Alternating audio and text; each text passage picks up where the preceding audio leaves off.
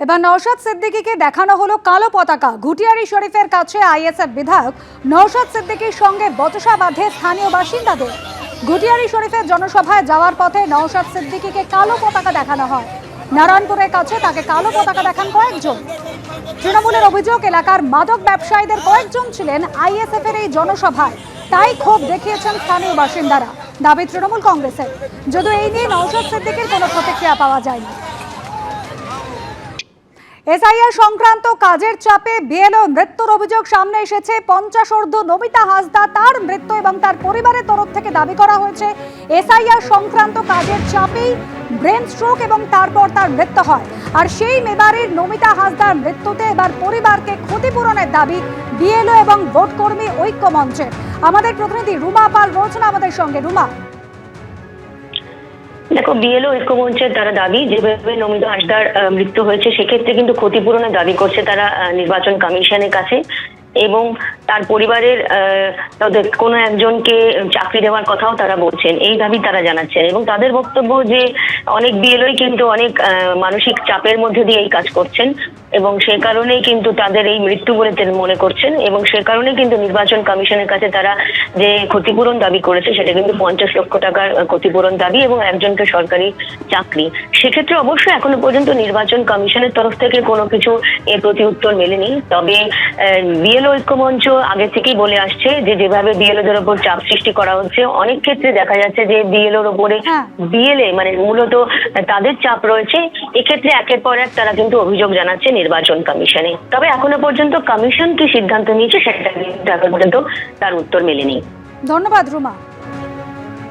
SIR এর চাপে BLO মৃত্যুর অভিযোগ ঘিরে ইতিমধ্যেই তোলপাড় পড়ে গিয়েছে। এসআইআর এর চাপে ব্রেন স্ট্রোকে বিএলওর মৃত্যু হয়েছে, এমনই অভিযোগ জানানো হয়েছে পরিবারের তরফ থেকে। আর এখানেই শুভেন্দু অধিকারী তিনি আক্রমণ শানিয়েছেন, তৃণমূলকে নিশানা করেছেন। তিনি বলছেন কোনো বিএলওকে বিজেপির কেউ চাপ দিতে পারে না, সুযোগও নেই। এমনিতেই পুলিশ মিথ্যে মামলা দেয়, চাপ দিলে তুলে নিয়ে জেলে ঢোকাবে। যদি কেউ চাপ দেয় তা তৃণমূলই দিয়েছে। কোনো বিএলওকে বিজেপির কেউ প্রেসার দেওয়ার সুযোগও নেই, বিজেপির লোকেদের সে মানসিকতাও নেই, আমরা করি না এগুলো, আর আমাদের সুযোগও নেই। কারণ প্রশাসন, সরকার, পুলিশকে যারা আইন মানে বা যারা বিরোধী দলে থাকে তারা জানে যে পুলিশ এমনিতেই মিথ্যা মামলা দেয়, আর যদি সত্যিকারে কাউকে ধমকায় সে তো পুলিশ তাকে মামলা করবে, বাড়ি থেকে তুলে নিয়ে গিয়ে জেলে আটকাবে। যদি কাউকে চাপ দিয়ে থাকে তৃণমূলই চাপ দিয়েছে।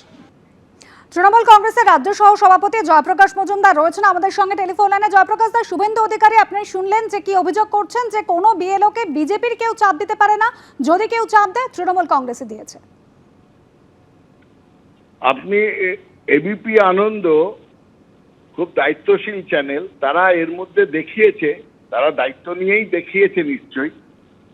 বোধহয় 2 সপ্তাহ আগেও শুভেন্দু অধিকারী বলছেন যে বিএলওদের বিরুদ্ধে এফআইআর করতে হবে, বিএলওদের অ্যারেস্ট করতে হবে, জেলে ভরতে হবে।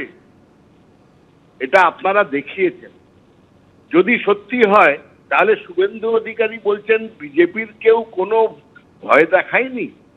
শুভেন্দু অধিকারী গত 2 মাস ধরে ভয় দেখিয়ে আসছেন বিএলওদের, যে তাদের চাকরি যাবে, তাদের এফআইআর হবে, তাদের গ্রেপ্তার করতে হবে। ভাবুন তো, যারা কাজ করছে সকাল থেকে রাত পর্যন্ত, তারা কোন স্ট্রেসে আছে। আর সবাই জানে শুভেন্দু অধিকারী ইলেকশন কমিশনকে যদি কিছু বলে তাহলে জাতীয় নির্বাচন কমিশন এবং অমিত শাহ শুভেন্দু অধিকারীর কথা শুনে কাজ করবে। তাহলে বিএলওরা ভয় পাবে না? সাধারণ একজন গ্রামের লোক বিএলও হয়েছে, বা আধা শহর মফস্বলের লোক সরকারি কাজ করে কিংবা মাস্টারি করে, সে যদি বারবার শোনে এই শুভেন্দু অধিকারীর এই ভয় দেখানো হুমকি, তাতে ভয় পাবে না? তার মধ্যে 100 জনের মধ্যে একজন হয়তো সেই স্ট্রেস বা টেনশন সহ্য করতে না পেরে তার মৃত্যুবরণ হতে পারে। এই সমস্ত মৃত্যুর জন্য যদি কেউ দায়ী থাকে জাতীয় নির্বাচন কমিশন ছাড়া, সেটা হচ্ছে শুভেন্দু অধিকারী। প্রত্যেকদিন হুমকি দিচ্ছেন সাধারণ মানুষকে যে লাথি মেরে বার করে দেওয়া হবে, ওই পারে পাঠিয়ে দেওয়া হবে, আর বিএলওদের বলছেন এফআইআর হবে এবং গ্রেপ্তার হবে। ধন্যবাদ জয়প্রকাশ দা।